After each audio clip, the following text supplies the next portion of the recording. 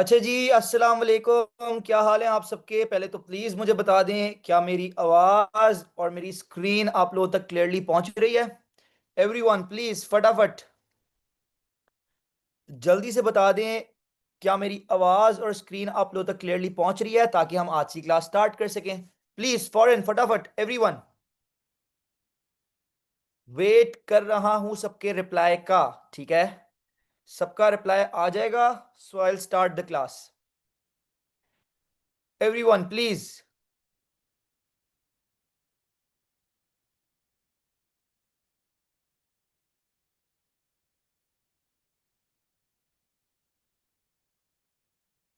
Okay ठीक है, great. तो आ जाएं जरा, स्टार्ट करते हैं आज की क्लास। ठीक है जी, देखें throw back to the last class.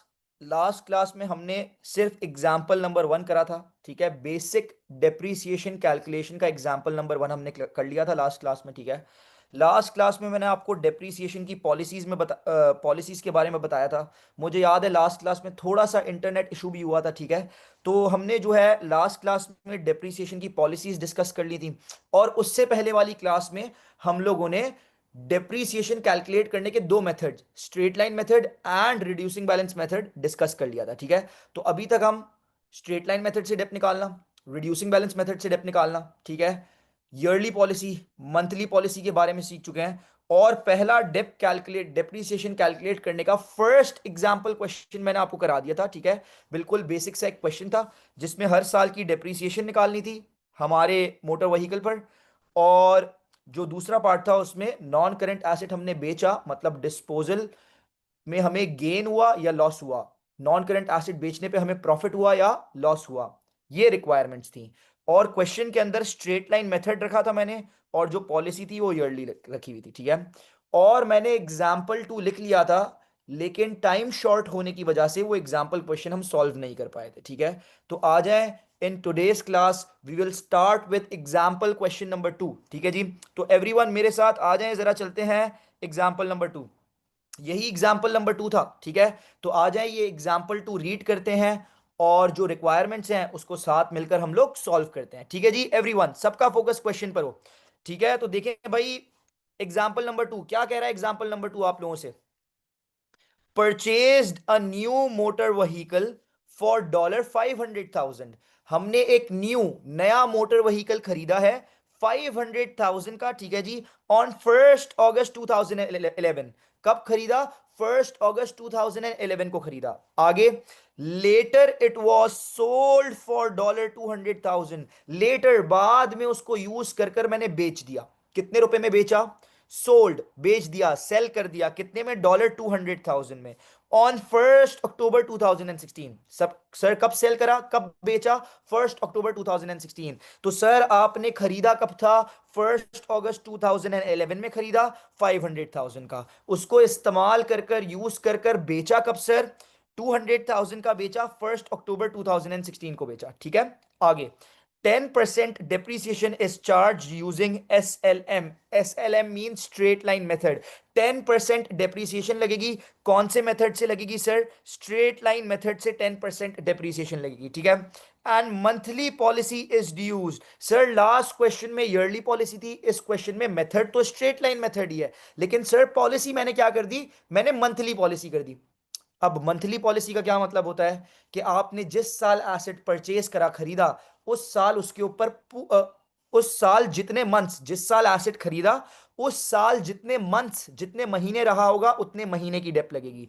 और जिस साल एसेट बेचा, जितने महीने रहा होगा उस साल में, उतने महीने उतने मंथ्स की डेप्रीसिएशन लगेगी। ठीक है, एंड ईयर एंड इज 31 दिसंबर। तो आप लोगों के लिए इजी सीन है, फर्स्ट, हर साल के 1 जनवरी को ईयर स्टार्ट हो रहा है, और उसी साल के 31 दिसंबर को आपका ईयर एंड हो जाता है। ठीक है, अब बोला हुआ ये है कि calculate depreciation for each year, हर साल की क्या निकाल दें? डेप्रीसिएशन निकाल दें। तो पहले तो देखें आप, ये आप लोग ये देखें कि ये एसेट, ये जो आपके पास मोटर व्हीकल है आपका नॉन करंट एसेट, वो कितने साल रहा। सर 2011 में खरीदा था, तो 2011, 12, 13, 14, 15 और 2016 में बेचा। ठीक है, तो 2011, 12, 13, 14, 15 और 16, सर 6 इयर्स आपके पास ये रहा है। ठीक है, तो हम इसका एवरी ईयर लिख लेते हैं। ठीक है, 2011 में खरीदा तो हमारा ईयर वन 2011 है, फिर 2012 में भी था, 2013 में भी था, उसके बाद 2014 में भी ये हमारे पास था मोटर व्हीकल, 2014 के बाद 2015 में भी था, और फिर 2016 में भी था। सही है, ये इसके ईच ईयर आ गए, हर साल आ गया। ठीक है, अब हम लोग डेप्रीसिएशन ईच ईयर की निकालनी है। कैलकुलेट, क्या लिखा था, calculate depreciation for each year, हर साल में कितनी कितनी डेप्रीसिएशन लगी वो हमें निकालनी है। ठीक है, तो हम पहले 2011 में कितनी डेप्रीसिएशन लगी वो निकालते हैं। ठीक है, आपको देखो क्वेश्चन में मेंशन था कि मेथड है स्ट्रेट लाइन मेथड और पॉलिसी है मंथली पॉलिसी। तो देखो मेरी बात सुनो, आप लोग को अगर लास्ट से लास्ट क्लास याद है, first class of this topic, मैंने आपको बताया था कि स्ट्रेट लाइन मेथड के अंदर तीन फॉर्मूलाज होते हैं। पहला, cost minus scrap value divided by life, दूसरा cost minus scrap value multiplied by percentage, और तीसरा कॉस्ट मल्टीप्लाई बाय परसेंटेज। तीनों फॉर्मूला स्ट्रेट लाइन मेथड के हैं और तीनों से पर ईयर डेप, एक साल की डेप्रीसिएशन निकलती है। ऐसा ही है। अब sir straight line method mentioned है, तो हम स्ट्रेट लाइन मेथड का इस क्वेश्चन में कौन सा फॉर्मूला यूज करें डेप्रीसिएशन निकालने का, फर्स्ट, सेकंड या third? Great Yusra, third formula use होगा, क्योंकि क्वेश्चन के अंदर कहीं भी स्क्रैप वैल्यू नहीं गिवन, लाइफ नहीं गिवन, आपको कितने का खरीदा था वो बताया हुआ है, और परसेंटेज दी हुई है। तो cost multiply by percentage, scrap value mention नहीं है, लाइफ मेंशन नहीं है, that's why scrap value life नहीं है, तो थर्ड फॉर्मूला लगता है कॉस्ट मल्टीप्लाई बाय परसेंटेज वाला। ठीक है, तो 2011 में कितनी डेप्रीसिएशन लगी, आ जाए निकाल लेते हैं। सर कॉस्ट कितनी थी, कितने का खरीदा था सर? कॉस्ट वॉज 500,000, और कितना परसेंट डेप लगती है, 10%। तो sir 500,000 multiplied by 10%, sir 500,000 multiplied by 10%, आपके पास पहले पूरे साल की डिप्रीसिएशन आ गई $50,000। ठीक है, जब आप कैलकुलेटर में 500,000 मल्टीप्लाइड बाय 10% करेंगे, यू विल गेट 50,000। सर ये पहले पूरे साल की, होल ईयर की डिप्रीसिएशन है 50,000, ऐसा ही है। अब मुझे एक बात बताएं, क्या पहले साल इन 2011 क्या फुल ईयर की डेप्रीसिएशन लगेगी? नो सर, फुल ईयर की डेप्रीसिएशन नहीं लगेगी, बिकॉज क्वेश्चन में मेंशन्ड है कि सर मंथली पॉलिसी है। कौन सी पॉलिसी है? मंथली पॉलिसी, मतलब फर्स्ट ईयर में, पहले साल में जितने मंथ्स रहा उतने मंथ्स की डेप्रीसिएशन, उतने महीने की डेप्रीसिएशन लगेगी। तो आ जाए चेक करते हैं कि फर्स्ट ईयर में कितने मंथ्स रहा था। एवरीवन मेरे साथ, सर कब खरीदा था? सर 2011 में 1 अगस्त को खरीदा था, तो ये मेरे पास सर 1 अगस्त को आया हुआ, उससे पहले नहीं था। तो 2011 में ये अगस्त, 1 अगस्त को आ गया, मतलब अगस्त का महीना, सितंबर, अक्टूबर, नवंबर एंड दिसंबर। सर पहले साल में मेरे पास ये 5 मंथ्स रहा। सर कितने मंथ्स? 5 मंथ्स। तो फर्स्ट ईयर में 2011 में इसके ऊपर सिर्फ 5 मंथ्स की डेप्रीसिएशन लगेगी सर। तो सर ये 50,000 तो पूरे साल की है ना, 12 मंथ्स की है। पहले ईयर में तो हमें सिर्फ 5 मंथ्स की चाहिए, तो कैसे निकालेंगे? सर ये 12 मंथ्स की है, पूरे साल की है 12 मंथ्स, तो जितने मंथ्स की होती है उससे डिवाइड करते हैं, डिवाइडेड बाय 12। हमें जितने मंथ्स की चाहिए उससे मल्टीप्लाई करते हैं, मल्टीप्लाइड बाय 5। तो सर 5 मंथ्स की निकल आ जाएगी। तो सर आ जाए, मैं कैलकुलेटर खोल रहा हूं, ठीक है, and 50,000 divided by 12 and then multiplied by 5। मेरे पास देखो आंसर आ रहा है $20,833.333। सर डेप्रीसिएशन कभी भी आप पॉइंट्स में नहीं लेंगे, यू विल राउंड ऑफ। ठीक है, तो देखो आपको पता है ना, पॉइंट के आगे 5 से छोटा है तो ये आखिरी नंबर सेम रहेगा और ये पॉइंट हट जाएंगे। ठीक है, तो 2833 ये आपकी डेप्रीसिएशन हो गई इन द ईयर वन। 2011 में आपके मोटर व्हीकल पे कितनी डेप्रीसिएशन लगी होगी? 20833। ठीक है, now we will move on to the next year. Sir 2012 में कितनी डेप्रीसिएशन लगेगी? सर आप लोगों को पता होना चाहिए है, स्ट्रेट लाइन मेथड है और स्ट्रेट लाइन मेथड में पूरे साल की डेप्रीसिएशन हमेशा सेम रहती है। तो सर पूरे साल की डेप्रीसिएशन थी 50,000, तो सर ये 2012 में तो होल ईयर रही, तो सेम रहेगी। सर कितनी डेप्रीसिएशन लगेगी? $50,000। सर 2013 में $50,000। सर 2014 में $50,000। सर 2015 में $50,000। सर 2016 में क्या 50,000 लगेगी? नो, जितने महीने रहा उतने महीने की, उतने मंथ्स की डेप लगेगी। लेकिन 2016 भी पूरे साल की, अगर पूरे साल की देखें तो कितनी होगी? $50,000 ही होगी ना, क्योंकि पूरे साल की तो स्ट्रेट लाइन मेथड में हमेशा एक नॉन करेंट एसेट पे सेम रहती है। तो 2016 में भी पूरे साल की तो सेम होगी, लेकिन क्या ये पूरे साल की लगेगी? नो, आपको चेक करना पड़ेगा कि ये लास्ट 2016 में कितने मंथ्स था आपके पास, क्योंकि हमने 2016 में बेच दिया था। तो आ जाए सवाल पर जाते हैं और देखते हैं कि कितने मंथ्स था हमारे पास। Let's move on to the question और देखते हैं क्या लिखा हुआ है। it was sold for 200,000 on 1st October 2016. Sir ये 2016 में 1st अक्टूबर को बेचा, तो मेरे पास से 1st अक्टूबर को गया होगा, 1st अक्टूबर तक मेरे पास था। तो सर 2016 में आप देखें, जनवरी में स्टार्ट हुआ, ये जनवरी में था, फरवरी में था, मार्च, अप्रैल, मई, जून, जुलाई, अगस्त, सितंबर, 9 मंथ सर। अक्टूबर काउंट नहीं करेंगे क्योंकि 1st अक्टूबर को बेच दिया, अक्टूबर में ही नहीं था, अक्टूबर में चले गया, 1st अक्टूबर को, अक्टूबर का महीना नहीं था। तो सर सितंबर था, 9 मंथ्स ये मेरे पास रहा है। तो सर 2016 में इसके ऊपर खाली 9 मंथ्स की डेप्रिसिएशन लगेगी। तो सर ये 50,000 तो 12 मंथ्स की है ना, तो इसको डिवाइड कर देंगे, इसको डिवाइड कर देंगे 12 से और मल्टीप्लाई कर देंगे 9 से। तो सर 50,000 डिवाइडेड बाय 12, तो sir 50,000 divided by 12 and multiplied by 9, तो मेरे पास डेप आ गई $37,500। तो सर 2016 में इसके ऊपर खाली कितनी डेप्रीसिएशन लगेगी? 37,500 की डेप्रीसिएशन लगेगी। ठीक है, yes Yusra, you are right, 37,500 की डेप्रीसिएशन लगेगी। ये हर साल की डेप्रीसिएशन आ गई। ओके इफ्रा, आप कह रही हैं समझ नहीं आया सर, कोई मसले वाली बात नहीं है, वी विल रिपीट। अच्छा इफ्रा, मुझे ये बता दो कि आपको ये सिर्फ लास्ट मंथ वाला समझ नहीं आया, ये जो मैंने पूरी हर साल की निकाली, कोई भी साल की समझ नहीं आई, पूरा रिपीट कर दूं, कोई मसले वाली बात नहीं है, जल्दी से बताओ मुझे प्लीज।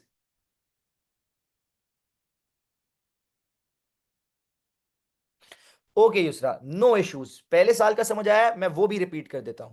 देखो, एक बार मैं दोबारा से रिपीट कर रहा हूं, जिस जिसको ना समझ आया हो गौर से अच्छे से दोबारा से सुन लें, नो इश्यूज। अब मेरी बात सुने। सर हमने मोटर व्हीकल खरीदी 500,000 की 1 अगस्त 2011 को, ओके, और फिर लेटर उसको इस्तेमाल कर कर 200,000 का बेचा, ऑन 1 अक्टूबर 2016 को बेचा, ठीक है। स्ट्रेट लाइन मेथड से डेप्रिसिएशन लगती है और मंथली पॉलिसी है, और ईयर एंड है 31 दिसंबर। पहले तो मंथली पॉलिसी का क्या मतलब होता है कि जिस साल खरीदा उस साल जितने महीने रहा उतने महीने की डेप लगेगी, और जिस साल बेचा उस साल में जितने महीने रहा उतने महीने की डेप्रिसिएशन लगेगी, ठीक है। और ईयर एंड 31 दिसंबर है, मतलब हर साल 1 जनवरी को ईयर स्टार्ट होता है और 31 दिसंबर को खत्म हो जाता है। तो पहले इसने बोला हुआ था calculate depreciation for each year हर साल की डेप्रिसिएशन निकाल दे। तो पहले ये मैंने देखा कि कितने साल था, हमने 2011 में खरीदा और 2016 में बेचा, तो 2011, 12, 13, 14, 15 एंड 16, ये ईच ईयर आ गया, हर साल आ गया इसका, ठीक है। अब पहले साल 2011, आपको पता है स्ट्रेट लाइन मेथड का थर्ड फॉर्मूला लगेगा, उससे पर ईयर डेप आ जाएगी पूरे साल की। तो सर 500,000 मल्टीप्लाइड बाय 10%, तो सर ये जो मोटर व्हीकल है इस पे पूरे साल की कितनी डेप्रिसिएशन बनती है? 50,000। क्या पहले साल में पूरे साल की लगेगी? नो, मंथली पॉलिसी है, जितने मंथ्स रहा उतने मंथ्स की डेप लगेगी। तो ये मेरे पास पूरे साल की डेप है, डेप्रिसिएशन है 12 मंथ्स की, ठीक है। तो मैं ऊपर गया, मैंने जाकर चेक करा कि सर ये हमने खरीदा है 1 अगस्त 2011 को, तो 2011 में ये मेरे पास 1 अगस्त को आया, तो ये मेरे पास अगस्त में आया, उससे पहले नहीं था। तो अगस्त में था, सितंबर, अगस्त में था चूंकि 1 अगस्त को खरीद लिया ना, अगस्त, सितंबर, अक्टूबर, नवंबर, दिसंबर, 5 मंथ्स था। तो सर ये 12 मंथ्स की है, पूरे साल की है, हमें सिर्फ 5 मंथ्स की डेप चाहिए। तो दैट्स वाई इसको हमने डिवाइडेड बाय 12 कर दिया, मल्टीप्लाइड बाय 5 कर दिया, तो 5 मंथ्स की डेप आ गई 20833। तो दैट्स वाई 2011 में कितनी डेप्रिसिएशन लगी मोटर व्हीकल पर? 20833, ठीक है। अब सर 2012 में कितनी डेप्रीसिएशन लगेगी? सो इफ्रा 2012 में तो ये आपके पास पूरा साल है ना, तो पूरे साल की डेप्रीसिएशन लगेगी। और हमने फर्स्ट क्लास में सीखा था कि स्ट्रेट लाइन मेथड में every year same depreciation is charged. पूरे साल की एक नॉन करंट एसेट पे डेप्रीसिएशन हमेशा पूरे साल की सेम रहती है। तो पूरे साल की 50,000 थी ना, तो 2012 में भी वो सेम रहेगी, पूरे साल की डेप लगेगी 50,000। दैट्स वाई 2012 में कितनी डेप लगी? 50,000। 2013 में भी पूरा साल है, तो पूरे साल की डिप्रिसिएशन लगेगी 50,000। 2014 में भी पूरा साल रही, तो पूरे साल की तो सेम रहती है, 50,000 लगेगी। 2015 में भी ये हमारे पास पूरा साल थी, पूरे साल की सेम रहती है, एसएलएम में 50,000 लगेगी।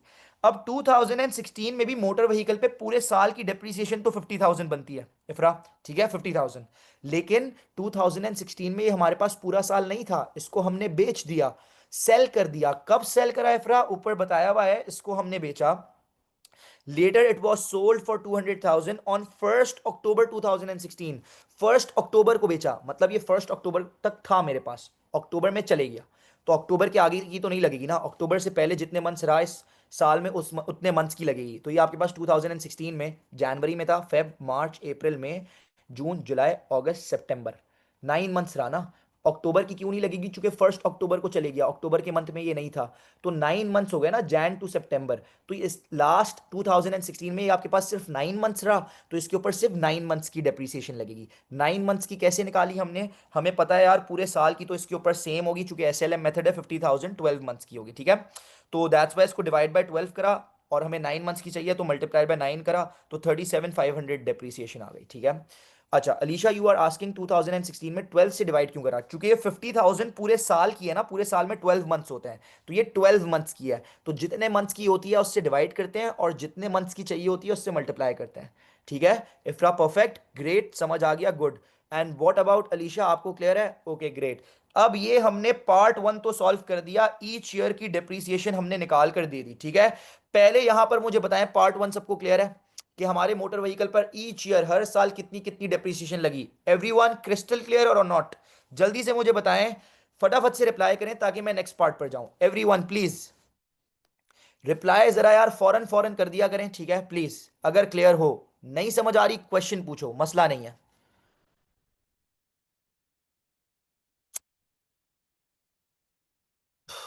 ओके ग्रेट, आ जाए। Now we'll move on to the next part. Sir next part में क्या करना है? नेक्स्ट पार्ट यहाँ पार्ट 2 आपको सॉल्व कर कर दिखाते हैं। नेक्स्ट पार्ट है कैलकुलेट प्रॉफिट और loss on disposal. Calculate profit और loss on disposal. Sir last class में बताया था डिस्पोजल का मतलब है कि आपने नॉन करंट एसेट बेच दिया। नॉन करंट एसेट बेचने को डिस्पोजल कहते हैं। तो ये कह रहा है नॉन करंट, देखिए मैंने आपको बोला था जब आप अपना नॉन करंट एसेट बेचोगे, motor vehicle non current asset है ना, तो जब आप अपना non current asset motor vehicle बेचोगे, तो उसको बेचने पे या तो आपको नफा हुआ या नुकसान हुआ, मतलब या गेन हुआ या लॉस हुआ, या फिर प्रॉफिट हुआ या लॉस हुआ, ठीक है। तो अब नॉन करंट एसेट बेचने पे कितना प्रॉफिट हुआ या फिर कितना लॉस हुआ वो निकाल के दो। तो मैंने आपको लास्ट क्लास में सिखा दिया था कि गेन या लॉस ऑन डिस्पोजल कैसे निकालते हैं। गेन या लॉस अगर आपने पता करना है तो पहले आपको नॉन करंट एसेट की नेट बुक वैल्यू निकालनी पड़ेगी।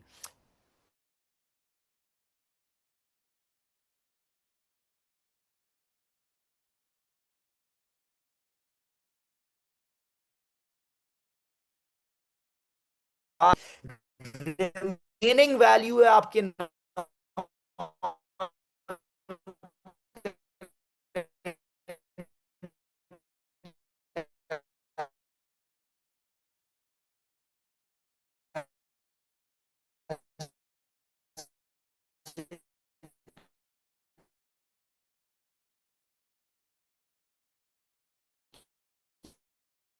उसको बोलते हैं नेट बुक वैल्यू। तो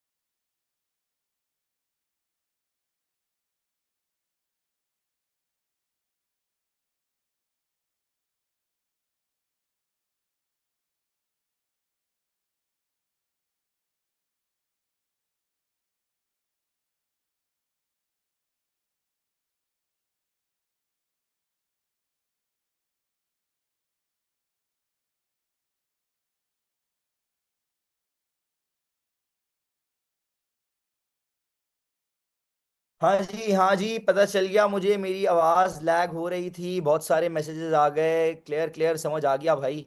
अच्छा, सॉरी यार, थोड़ा सा सॉरी फॉर द इनकन्वीनियंस, थोड़ा सा इंटरनेट इशू आया था, इट्स रिजॉल्व नाउ। पहले तो प्लीज़ मुझे कंफर्म करें, क्या मेरी आवाज़ और स्क्रीन आप लोगों को अभी क्लियरली पहुंच रही है? एवरीवन प्लीज़ फटाफट फौरन जल्दी से बताएं, क्रिस्टल क्लियर है? Okay great. यार जल्दी से मुझे कोई बताओ कि ये मेरी वॉइस कहां पर लैग होना शुरू हुई थी? पार्ट 1 तो आपको क्लियर था, वी वर ऑन पार्ट 2, ठीक है। कोई मसले वाली बात नहीं है, मैं पार्ट टू पूरा रिपीट कर देता हूं, नो इश्यूज। अच्छा, पार्ट टू में हमें क्या बोला हुआ था? पार्ट टू में हमें बोला हुआ था कैलकुलेट प्रॉफिट और लॉस ऑन डिस्पोजल। डिस्पोजल का मतलब होता है नॉन करंट एसेट बेचना, ठीक है। हमने अपना नॉन करंट एसेट, हमारा मोटर व्हीकल है ना, तो हमने मोटर व्हीकल जब बेचा होगा, तो मोटर व्हीकल बेचने पे हमें प्रॉफिट हुआ होगा या लॉस हुआ होगा, ठीक है। गेन हुआ होगा या लॉस हुआ होगा, नफा हुआ होगा या नुकसान हुआ होगा। तो अब ये कह रहा है जब आपने डिस्पोजल मतलब नॉन करंट एसेट अपना बेचा, मोटर व्हीकल अपना बेचा, तो उसको बेचने पे आपको गेन हुआ या लॉस, मतलब प्रॉफिट हुआ या लॉस हुआ। तो मैंने आप लोगों को लास्ट क्लास में सिखाया था गेन और लॉस, गेन हुआ, प्रॉफिट हुआ या लॉस हुआ, कैसे निकालते हैं नॉन करंट एसेट बेचने पे। मैंने आप लोगों को बोला था कि पहले आप लोग क्या निकालोगे, अगर आपको गेन या लॉस पता करना है, तो आप पहले जो नॉन करंट एसेट आपने बेचा उसकी net book value. Sir net book value क्या होती है? देखिए, डेप्रीसिएशन लगने के बाद वाली वैल्यू, रिमेनिंग वैल्यू। डेप्रीसिएशन का मतलब है वैल्यू कम हो जाना। तो नॉन करंट एसेट की डेप्रीसिएशन की वजह से जितनी वैल्यू कम हो गई, उसके बाद जो बच गई, वैल्यू कम होने के बाद जो रिमेनिंग वैल्यू है नॉन करंट एसेट की, बची हुई वैल्यू डेप लगने के बाद, उसको बोलते हैं नेट बुक वैल्यू। फिर वो नेट बुक वैल्यू को आप कंपेयर करते हो रिमेनिंग वैल्यू को सेल्स वैल्यू से, कि भाई कितनी वैल्यू बची हुई थी और इसको हमने बेचा कितने में। अगर नेटबुक वैल्यू रिमेनिंग वैल्यू से ऊपर में बेचा, तो जितना ऊपर में बेचा वो आपका गेन होता है। अगर नेटबुक वैल्यू से नीचे में बेचा, तो जितना नीचे में बेचा वो आपका लॉस ऑन डिस्पोजल होता है, ठीक है। लास्ट क्लास में आपको ये बताया था। आ जाएं फिर हम लोग गेन या लॉस निकालते हैं, एवरीवन प्लीज। तो सर यहाँ पार्ट टू में जा रहा हूं। सबसे पहले मैंने जो अपना मोटर व्हीकल बेचा, उसकी मैं नेट बुक वैल्यू निकालूंगा, ठीक है। नेट बुक वैल्यू सर कैसे निकलती थी? नेट बुक वैल्यू निकलती थी, आपने सबसे पहले लेना पड़ेगा कॉस्ट। कॉस्ट मतलब कि आपने अपना मोटर व्हीकल कितने का खरीदा। तो सर ऊपर गए, हमने मोटर व्हीकल खरीदा था 500,000 का, ठीक है। तो हमने यहां पर ले लिया 500,000। अब इसमें से जो टोटल डेप्रीसिएशन है, जिसको हम क्या बोलते हैं, अक्यूमुलेटेड डेप्रीसिएशन, कि भाई इस पे टोटल डेप्रीसिएशन कितनी लग गई, टोटल इसकी वैल्यू कितने से कम हो गई। Total depreciation means accumulated depreciation minus कर देंगे जो डेप्रीसिएशन टोटल लग गई। तो भाई यहां पर हम इससे अक्यूमुलेटेड डेप्रीसिएशन माइनस करते हैं। आ जाएं जरा, accumulated, wait a second please. Sir accumulated depreciation minus करेंगे।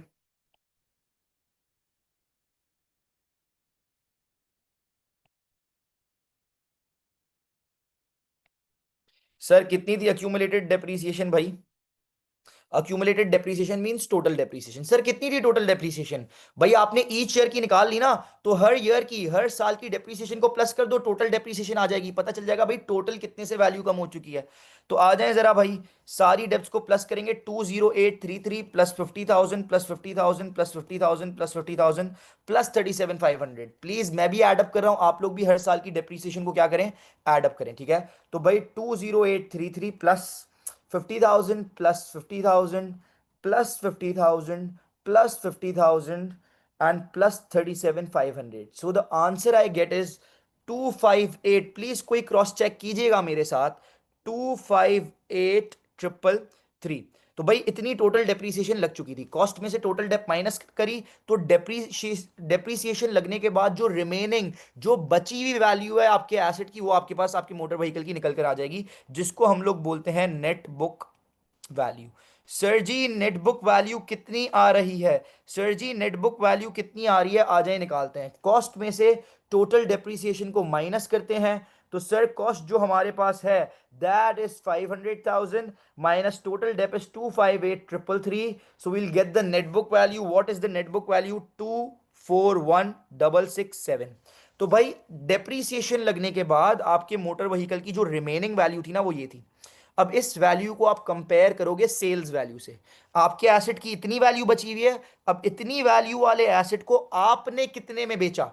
तो सर ऊपर चलते हैं, हमने कितने में बेचा था? It was sold for 200,000। तो सर जितनी रिमेनिंग वैल्यू है, जितनी नेटबुक वैल्यू है, हमने तो उससे कम में बेच दिया। तो ये आपको पता लग गया कि भाई वैल्यू बची हुई थी 241,667, आपने बेचा 200,000 में, तो जितनी रिमेनिंग वैल्यू है उससे कम में बेचा। तो इससे आपको पता चल गया कि लॉस हुआ है। अब कितने का लॉस हुआ है, इन दोनों वैल्यूज के बीच का डिफरेंस निकाल लो तो आपको पता चल जाएगा कितने का लॉस हुआ है। तो 241667, इसमें से आप माइनस कर दोगे जो सेल्स वैल्यू है तो डिफरेंस आ जाएगा, आपको पता चल जाएगा कि कितने का लॉस हुआ है। तो आपके पास आंसर आ रहा होगा 41667। तो ये आपका क्या होगा, ये आपका लॉस ऑन डिस्पोजल, मतलब आपको आपका मोटर व्हीकल बेचने पे क्या हुआ है, लॉस हुआ है। तो this was the part 2 of example question number 2। Please मुझे बताएं, एवरीवन, सबका रिप्लाई चाहिए, क्या ये एग्जांपल क्वेश्चन 100% क्रिस्टल क्लियर था, ओके की रिपोर्ट है, समझ आया है 100%? जल्दी से बताओ ताकि मैं नेक्स्ट एग्जांपल क्वेश्चन पर चलूं, फॉरन फटाफट please everyone. Is it clear? फटाफट से जल्दी से सब। अच्छा जी, युसरा पार्ट 2 फिर समझा दें, कोई मसले वाली बात नहीं है, हम लोग पार्ट 2 रिपीट कर लेते हैं, नो प्रॉब्लम। युसरा के अलावा भाई सबको क्लियर है 100%?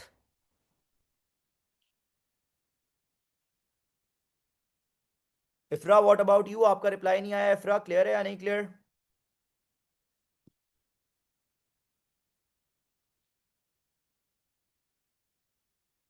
ओके ग्रेट युसरा, मैं पार्ट 2 रिपीट कर रहा हूं, जल्दी से सुन लो ताकि हम नेक्स्ट क्वेश्चन पर जा सकें। तो देखो इस इफ्रा, सॉरी, युसरा, युसरा पार्ट 2 में बोला हुआ था कैलकुलेट प्रॉफिट और लॉस ऑन डिस्पोजल। डिस्पोजल मतलब आपने अपना नॉन करेंट एसेट बेचा, जब नॉन करेंट एसेट बेचते हैं या तो उसको बेचने पे गेन प्रॉफिट होता है या तो उसको बेचने पे लॉस होता है। कैसे निकलता है, हमें जो एसेट हमने बेच दिया उसकी पहले नेट बुक वैल्यू निकलती है। नेट बुक वैल्यू क्या होती है, डेप्रीसिएशन लगने के बाद, मतलब वैल्यू कम होने के बाद उसकी जो रिमेनिंग बची हुई वैल्यू होती है, that is net book value. ठीक है, जो कैसे निकलती है, कॉस्ट लेते हैं, जितनी टोटल वैल्यू कम हो गई, मतलब टोटल डेप जितनी लग गई वो माइनस करते हैं, तो डेप लगने के बाद जो रिमेनिंग बची हुई वैल्यू है वो आ जाती है, जिसको नेट बुक वैल्यू बोलते हैं। तो दैट्स वाई यूसरा हमने कॉस्ट ली, कॉस्ट में से उसके ऊपर जो टोटल डेप लग गई, ये टोटल डेप कैसे निकाली, जिसको अक्यूमुलेटेड डेप बोलते हैं। सर यूसरा आपके पास हर साल की डेप्रीसिएशन थी ना, जो टोटल हर साल लगी थी, आपने हर साल की डेप्रीसिएशन को प्लस कर दिया, आपके पास जो टोटल डेप्रीसिएशन थी ना अक्यूमुलेटेड डेप जो आपके मोटर व्हीकल पे लगी थी वो आ गई थी 258333, वो आपने माइनस करी कॉस्ट में से। तो अब आपके पास डेप लगने के बाद, वैल्यू कम होने के बाद जो रिमेनिंग वैल्यू है यूसरा वो निकल आई, that was net book value जो आई 241667। तो आपके मोटर व्हीकल की रिमेनिंग डेप लगने के बाद जो बची हुई वैल्यू थी वो थी 241667। अब इतनी वैल्यू वाली चीज आप देखोगे आपने कितने में बेची। अगर भाई ये रिमेनिंग वैल्यू है नेटबुक वैल्यू, इससे ऊपर में बेचा, तो भाई जितनी वैल्यू थी उससे ऊपर में बेच दिया, मतलब आपको प्रॉफिट हुआ होगा ना। लेकिन अगर जितनी रिमेनिंग वैल्यू है, इतनी वैल्यू बची हुई है, अगर इससे कम में बेच दिया, तो भाई अगर कम में बेच रहे हो तो लॉस होगा ना। ठीक है, तो हमने चेक करा कि भाई रिमेनिंग वैल्यू थी 241667, और दूसरा हमने इसको बेचा कितने में, हमने इसको ऊपर आप देख सकते हो वो सोल्ड फॉर 200,000, हमने 200,000 में बेचा। मतलब जितनी नेटबुक वैल्यू, जितनी रिमेनिंग वैल्यू थी उससे कम में बेचा। कितना कम में बेचा, आपने डिफरेंस निकाल लिया, माइनस कर लिया आपस में, तो आंसर आ गया 41667, कम में बेचा। ठीक है, नेटबुक वैल्यू से इतना कम में, लेसर में बेचा, दैट्स वाई इतने का आपको क्या हो गया, loss on disposal. Yusra is it clear और नॉट, जल्दी से बताओ। ओके ग्रेट, अब हम लोग जा रहे हैं एग्जाम्पल क्वेश्चन नंबर 3। ओके, अब एग्जाम्पल क्वेश्चन नंबर 3 पता है क्या होगा, सुनना मेरी बात, ठीक है। अब ये एग्जाम्पल 1 था ना, इस एग्जाम्पल 1 को मैं एज इट इज यहां से उठा के क्या कर रहा हूं, कॉपी, इसको मैंने यहां से कॉपी कर लिया। ठीक है, कॉपी करने के बाद मैं जा रहा हूँ नेक्स्ट नया पेज खोल रहा हूँ। ठीक है, और नए पेज पे मैं एग्जाम्पल क्वेश्चन 1 को जाकर फटाफट से पेस्ट कर दूंगा। ठीक है, ये मेरे पास एग्जाम्पल क्वेश्चन नंबर 1 आ गया। अच्छा, इसको मैं यहाँ एग्जाम्पल 1 से हटाकर इसको मैं कर रहा हूँ एग्जाम्पल 3, और इसके अंदर एक चेंज कर रहा हूँ मैं। ठीक है, यहाँ जो है एस एल एम लिखा था, एस एल एम मिटा दिया मैंने, और यहां लिख दिया R B M. R B M means reducing balance method. ठीक है, ये आपका एग्जाम्पल क्वेश्चन 3 इज रेडी। ठीक है, तो आ जाए फटाफट से एग्जाम्पल क्वेश्चन नंबर 3 को रीड करते हैं। ठीक है, एग्जाम्पल क्वेश्चन नंबर 3 को रीड करते हैं और इसको साथ मिलकर सॉल्व करते हैं। आज की ही क्लास में हमने जल्दी से एग्जाम्पल 4 भी करना है भाई। ठीक है, एग्जाम्पल 4 भी हमने सॉल्व करना है। तो आ जाएं सब मेरे साथ एवरीवन, एग्जाम्पल 3 रीड कर रहा हूं और इसको सॉल्व कर रहा हूं, बहुत फोकस से, बहुत अच्छे से आपने इसको समझना है। ठीक है, आ जाएं, लेट्स स्टार्ट। वही सीन है भाई, same question. Purchased a new motor vehicle for $500,000, नया न्यू 100,000 का, on 1 August 2011, 2011। Wait a second please. Yes sir, कब खरीदा, purchased a new motor vehicle for 500,000, नया मोटर व्हीकल खरीदा 500,000 का, ऑन 1 अगस्त 2011 को खरीदा, ठीक है। Later it was sold for 3,50,000। Sir बाद में उसको यूज कर कर बेच दिया, कितने में बेचा? 3,50,000 में। ऑन 1 अक्टूबर 2016, 1 अक्टूबर 2016 को बेचा, ठीक है। 1 अगस्त 2011 में खरीदा था 500,000 का, 1 अक्टूबर 2016 को बेचा है 3,50,000 का। 10% डेप्रीसिएशन इज चार्ज, 10% डेप्रीसिएशन लगती है यूजिंग आरबीएम। इस बार रिड्यूसिंग बैलेंस मेथड है, ठीक है। ईयरली पॉलिसी इज यूज्ड, अब मंथली पॉलिसी नहीं है सर, ईयरली पॉलिसी है। ईयरली पॉलिसी का मतलब होता है जिस साल एसेट खरीदा उस साल फुल ईयर डेप, जिस साल एसेट बेचा उस साल कोई डेप्रीसिएशन नहीं लगेगी, ठीक है। Year and is 31 December, year कब एंड हो रहा है? 31 दिसंबर को एंड हो रहा है, ठीक है। ईयर एंड इज 31 दिसंबर, मतलब हर साल 1 जनवरी को ईयर स्टार्ट होता है, 31 दिसंबर को खत्म हो जाता है, ठीक है। Requirement number one is calculate depreciation for each year. हर साल की डेप्रीसिएशन कैलकुलेट करनी है। तो आप देख लो पहले कितने साल रहा, आपको पता है 2011 में खरीदा, 2016 में बेचा, तो 2011 में ये आपके पास था, 11 के बाद 12, 13, 14, 15 एंड थोड़ा टाइम 2016 में भी था। तो ये 6 ईयर्स आपके पास था। हम इसका ईच ईयर यहाँ पर लिख लेते हैं, ठीक है। दैट इज 2011, 12, 2012 के बाद 2013, 2014, 2015 एंड 2016, ओके। 11, 12, 13, 14, 15। अब हमें पहले 2011 की डेप निकालनी है। क्या आप सबको रिड्यूसिंग बैलेंस मेथड से डेप्रीसिएशन निकालने का फॉर्मूला याद है? फर्स्ट क्लास याद है, भूलना नहीं है चीजों को। क्या फॉर्मूला पढ़ाया था? सबसे पहले कॉस्ट लेनी है, कॉस्ट में से अक्यूमुलेटेड डेप्ट, टोटल पुरानी डेप्ट जो लग चुकी है ऑलरेडी वो माइनस करनी है। आपके पास नेट बुक वैल्यू आती है, फिर उस नेट बुक वैल्यू को आप मल्टीप्लाई करते हो परसेंटेज से, तब जाकर आपके पास पर ईयर डेप्रीसिएशन आती है, ठीक है।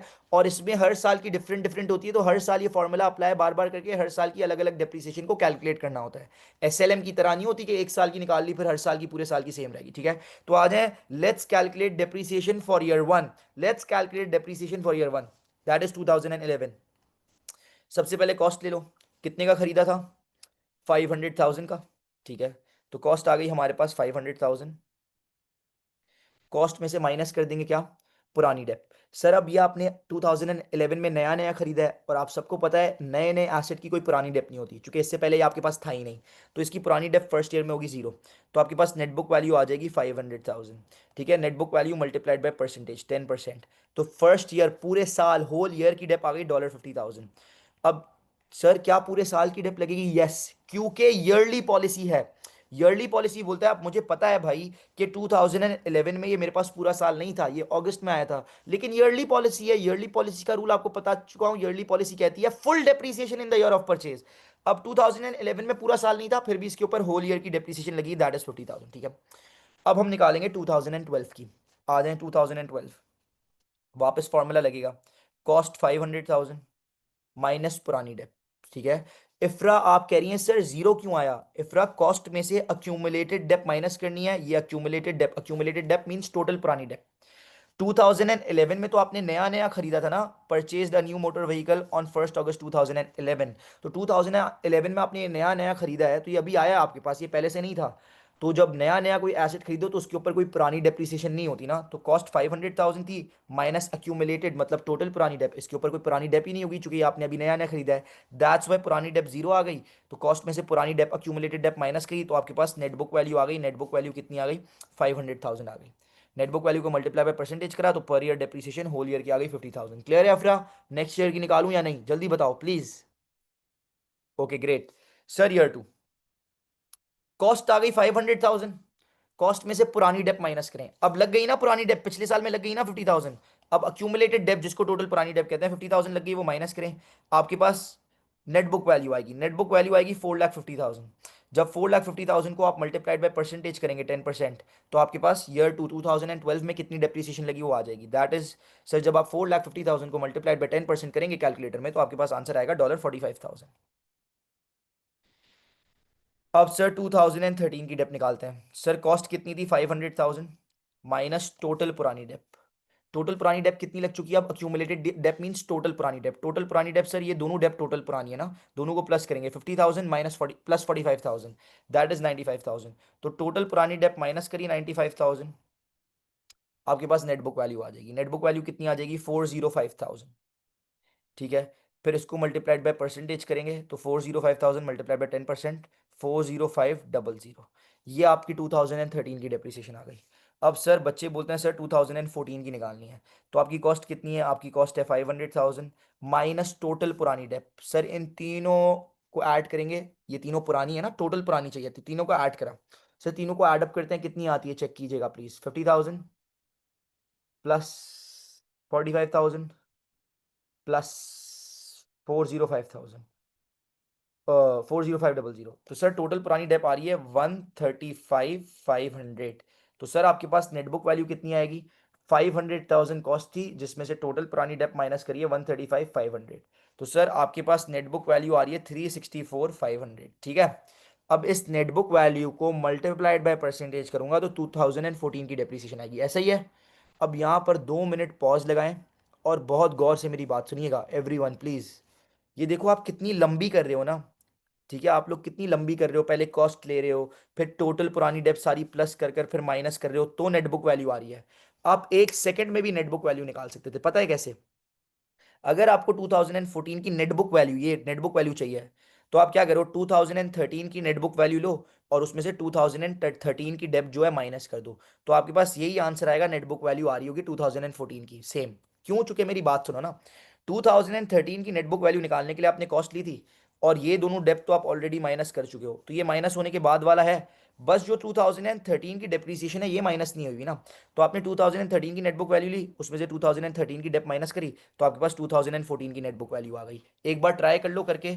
4,05,000, कैलकुलेटर मैं भी खोल रहा हूँ अपने पास। 4,05,000 मल्टीप्लाई माइनस 40500, तो मेरे पास आप सब देख सकते हैं आंसर यही आ रहा है, 364,500 आ रहा है। तो अगर किसी को इस तरह नेटबुक वैल्यू निकालनी है वो निकाल ले। अगर इस तरह नहीं समझ आ रही तो लंबा जो मैंने करा है, कॉस्ट ली, फिर टोटल पुरानी डेप प्लस करी निकाली, फिर टोटल पुरानी डेप माइनस करी, फिर नेटबुक वैल्यू निकाली, जिसको यूं समझ आता है वो यूं कर ले। तो भाई 2014 की नेटबुक वैल्यू आ गई, मल्टीप्लाइड बाय परसेंटेज करा, तो आपके पास कितना आंसर आ गया? 36450। जब आप 364,500 को मल्टीप्लाई बाय 10% करेंगे तो 36,450 आपके पास आंसर आएगा। तो सर ये 2014 में 36,450 डिप्रीसिएशन लगी आपकी मोटर व्हीकल पर। ठीक है, अब बारी आती है 2015। तो पहले मुझे 2015 की नेटबुक वैल्यू चाहिए। अब या तो आप कॉस्ट लो, कॉस्ट में से माइनस ये सारी टोटल जो पुरानी डेट पे प्लस करके ये माइनस करो, फिर नेटबुक वैल्यू निकालो, या क्या करो, शॉर्ट करना है तो पता है क्या करो, 364,500 माइनस 2014 की डेप्थ 36450, तो डायरेक्ट नेटबुक वैल्यू निकल आएगी। ठीक है, तो दोनों में से कोई भी तरीका कर लो, नेटबुक वैल्यू सेम आएगी। ठीक है, अभी मैं निकाल कर भी दिखाता हूं। इससे पहले अलीशा आप एक क्वेश्चन कर रहे हो 2014 में 95,000 कैसे आया 2013 में? देखो ये कॉस्ट थी, कॉस्ट में से accumulated depth. Alisha accumulated depth means total पुरानी डेप, तो टोटल पुरानी डेप पहले और दूसरे साल में जो डेप लगी है पुरानी डेप हो गई ना, दोनों को प्लस करा तो टोटल पुरानी डेप्रिसिएशन, जिसको अक्यूमुलेटेड डेप्रिसिएशन बोलते हैं, वो आ गई 95,000। 50,000 प्लस 45,000, 95,000। ठीक है, क्लियर है अलीशा? अब तो देखें भाई, अगर शॉर्टर आपने करना है तो 364,500 माइनस 36450, आपके पास ये नेटबुक वैल्यू आ जाएगी 2015 की। फिर उसको आप मल्टीप्लाइड बाय 10% करोगे तो पर ईयर डेप आएगी। या अगर लंबा वाला ही तरीका करना है तो आप क्या करोगे, पहले लोगे कॉस्ट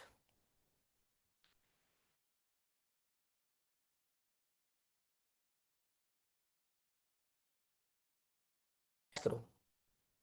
ठीक है, प्लस कर लिया, सारी पुरानी डेप्रिसिएशन को प्लस करोगे। वेट करो, मैं कैलकुलेटर खोल रहा हूं, कर रहा हूं, आप लोग भी मेरे साथ कर लो। ठीक है, तो 50,000 प्लस 45,000 प्लस 40,500 प्लस 36450, तो सर मेरे पास आ रही है टोटल पुरानी डेप 171,950। कॉस्ट में से टोटल पुरानी डेप माइनस करी, मेरे पास नेटबुक वैल्यू आ जाएगी 500,000 माइनस 171,950। तो मेरे पास जो आ रही है नेटबुक वैल्यू दैट इज 328,050। अगर आप 2014 की नेटबुक वैल्यू में से 2014 की पर ईयर डेप माइनस करते तो भी आपके पास यही आती। ठीक है, अब इसको आपने मल्टीप्लाइड बाय परसेंटेज करा 10%, तो आपके पास 2015 की डेप आ जाएगी 328,050 को जब आप 10% से मल्टीप्लाई करोगे तो आपके पास 2015 की पता है कितनी डेप आएगी? वो आएगी $328,005। ये डेप्रीसिएशन आपके पास आ गई 2015 की। ठीक है जी, अब 2016 में zero, no dep, no depreciation, zero लगेगी, बिकॉज सवाल में पॉलिसी है ईयरली। ईयरली पॉलिसी, जिस साल एसेट बेचा उस साल कोई डेप्रीसिएशन नहीं लगती, जीरो, ठीक है। तो 2016 में आपने अपना नॉन करेंट एसेट बेचा, मतलब 2016 में कोई डेप्रीसिएशन नहीं लगेगी, ठीक है, क्लियर है, ग्रेट। तो ये आपका पार्ट ए हो गया, calculate depreciation for each year. आपने ईच ईयर हर साल कितनी कितनी डेप्रीसिएशन लगी वो कैलकुलेट कर कर दे दिया। कोई मसला है, क्लियर है? जल्दी से मुझे बताएं, एवरीवन फॉरन वेट कर रहा हूं आप सबके रिप्लाई का, जल्दी से बता दें हर साल की जो मैंने डेप्रीसिएशन निकाली, क्या वो आप लोगों को क्लियर है या नहीं क्लियर? प्लीज जल्दी से फौरन फटाफट एवरीवन। क्लियर? जवेरिया, निम्रा, युसरा, आयशा, अब्दुल्ला, क्या अपडेट है? फौरन फौरन रिप्लाई चाहिए यार, प्लीज एवरीवन। बड़े सुस्त हैं आप लोग।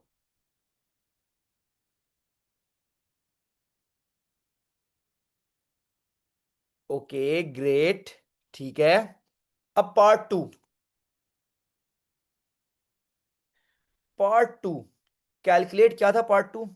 कैलकुलेट प्रॉफिट और लॉस ऑन डिस्पोजल। डिस्पोजल मतलब आपने नॉन करंट एसेट बेचा, आपको नॉन करंट एसेट बेचने पे प्रॉफिट हुआ या लॉस हुआ, आप लोगों को वो मैंने निकालना सिखाया था। कैसे निकालना सिखाया था?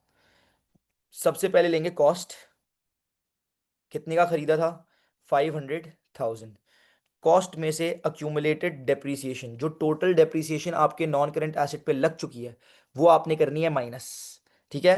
तो कितनी टोटल डेप लग चुकी है, ये आपके पास हर साल की डेप्रीसिएशन है, इसको आप करें प्लस हर साल की डेप्रीसिएशन को, तो टोटल डेप्रीसिएशन आ जाएगी, ठीक है। तो मैं कैलकुलेटर खोल रहा हूँ, प्लस कर रहा हूँ, मेरे साथ साथ कोई क्रॉस चेक भी कर ले एवरीवन।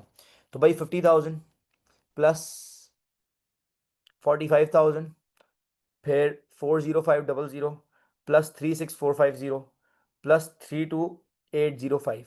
तो आंसर आ रहा है मेरे पास, जो टोटल डेप्रीसिएशन आ रही है जो मेरे एसेट पर लग चुकी है, दैट इज 204,755।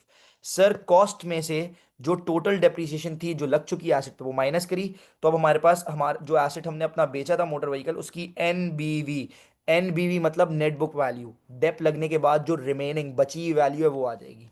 तो आ जाए जरा कैलकुलेट करते हैं, 500,000 माइनस 204,755, हमारे पास आंसर आ रहा है 295,245।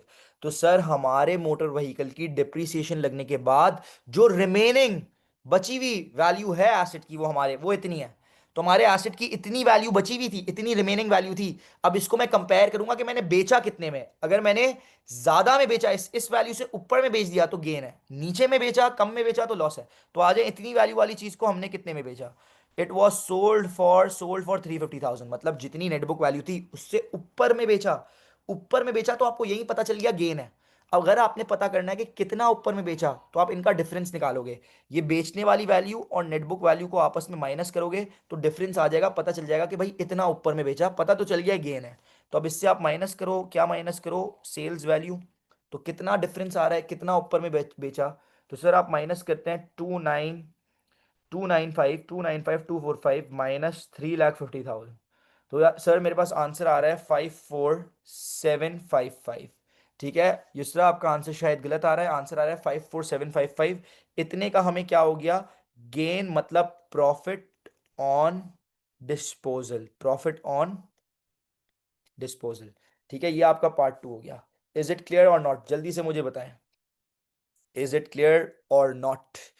क्या आप लोगों को क्लियर है या नहीं क्लियर? जल्दी से बता दें please everyone, waiting for everyone's reply. मुझे बताएं क्या क्रिस्टल क्लियर है, ये एग्जांपल 3 समझ आया या नहीं समझ आया? ठीक है everyone, please waiting for the reply.